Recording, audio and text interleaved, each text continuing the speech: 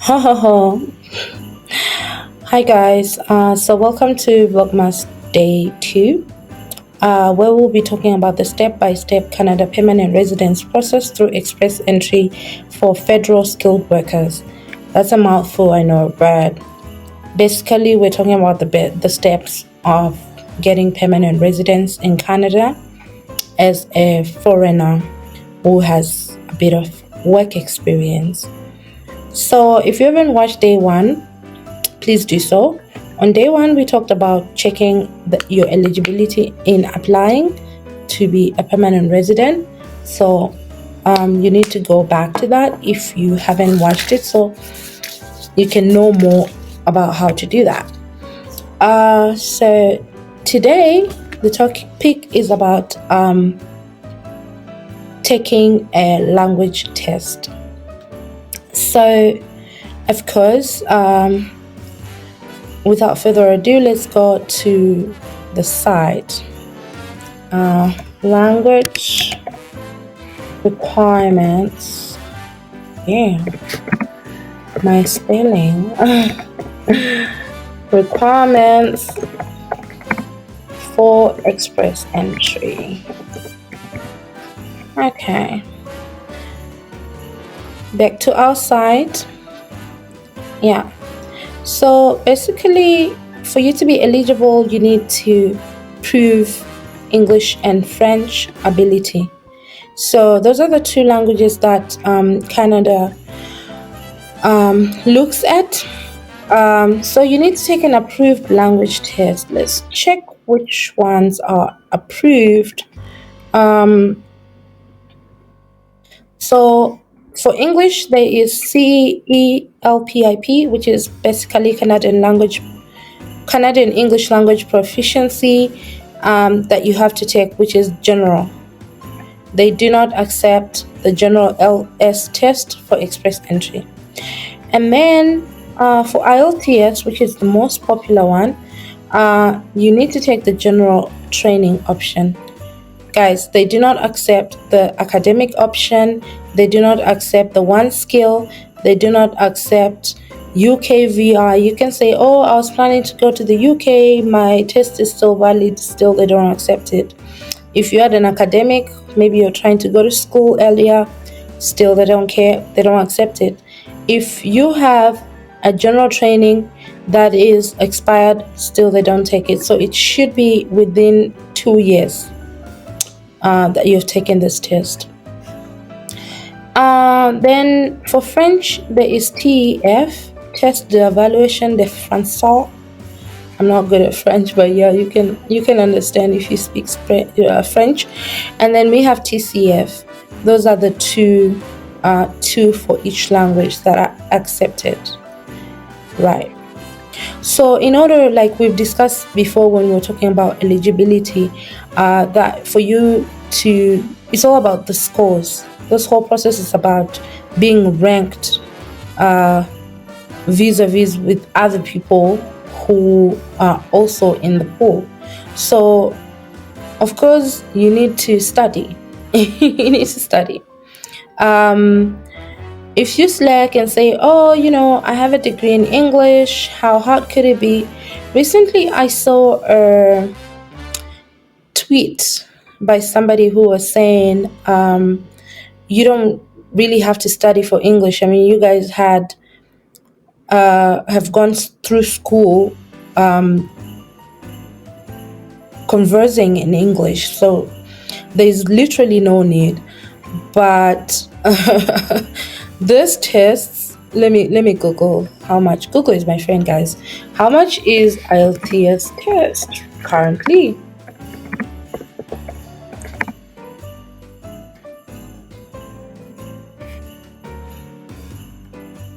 In, let's say, Zimbabwe. That's where I'm from. What's 311? Oh my gosh. The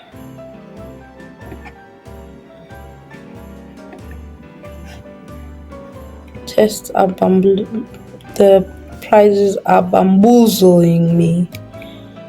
But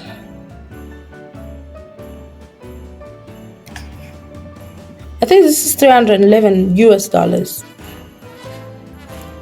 So you don't want to, yeah, you don't want to play with that. That's not something that you want to play with.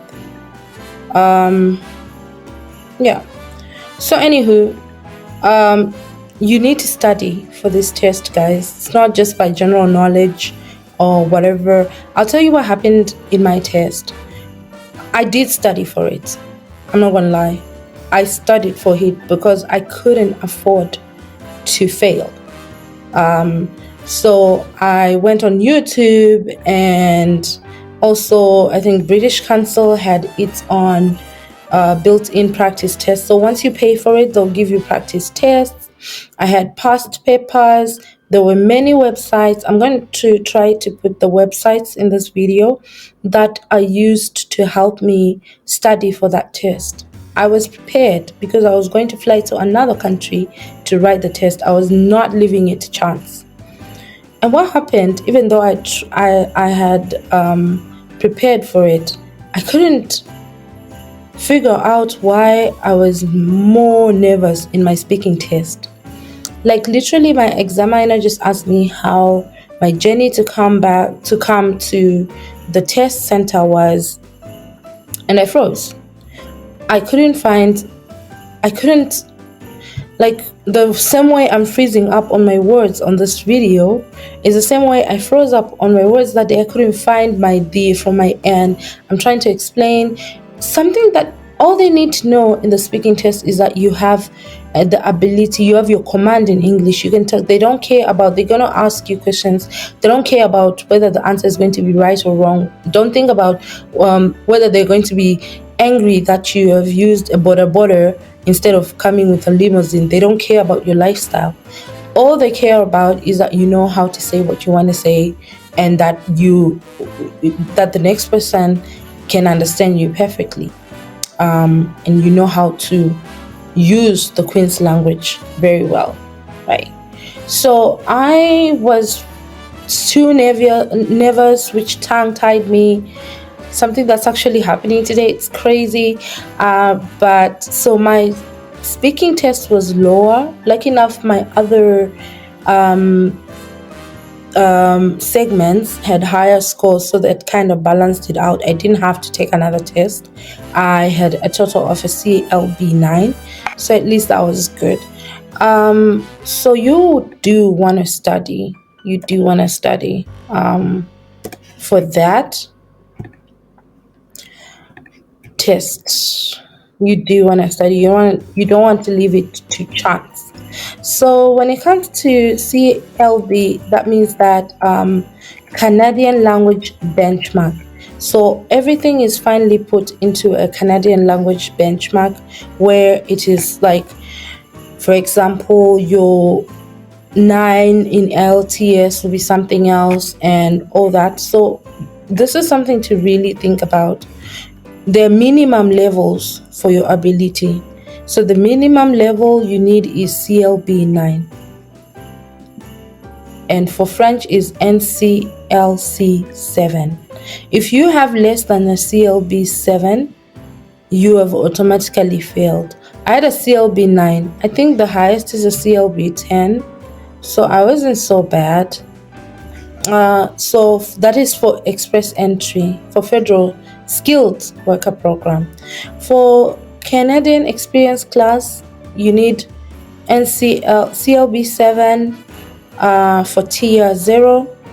These are the occupational classification system. We'll talk about that later. And you need CLB 5 for tier 2. And for trades, you need a minimum of CLB 5 for speaking and listening, reading and writing CLB 4, speaking and listening NCLC 5, and CLC 4 for reading and writing. So you can actually see that this is something that they check, like they're serious about. It's there on their website. And as mentioned before, your test must be less than 2 years, and when you submit for your application. And if you've been invited to apply, you need to check if your language tests are still valid. And if they're going to expire, you need to be tested again, or if you have gotten a lower score. I know people who have taken that test 3, 4, 5 times, 7 times. There's no shame as long as money is there.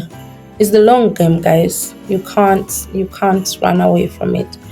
So yeah, that is basically what we need to know about taking the test. So like I mentioned, British Council is one who usually that I know. I'm sure people have used different tests, and those who have used different tests can tell us their experience in the comment box of how they've done it.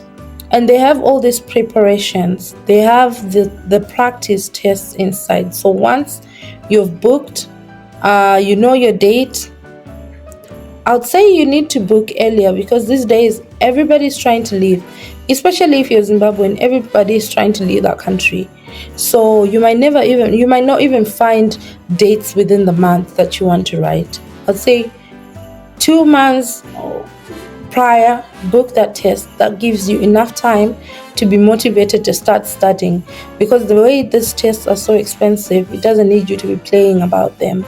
So yeah, this is what I wanted us to talk about when it comes to English tests. If you're doing IELTS, you just come here and go here on book now. This one is book and IELTS tests in Canada.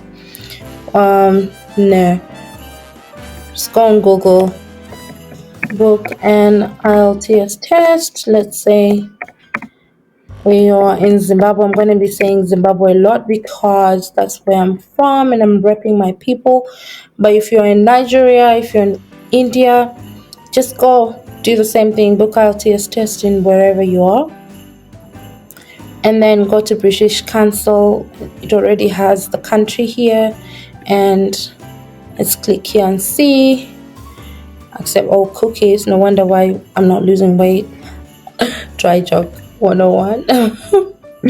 Okay, so in Zimbabwe, where can I take an IELTS test? There are different places that you can do this. There are test centers that do this on paper, and there are test centers that do this on the computer. I did mine on the paper because I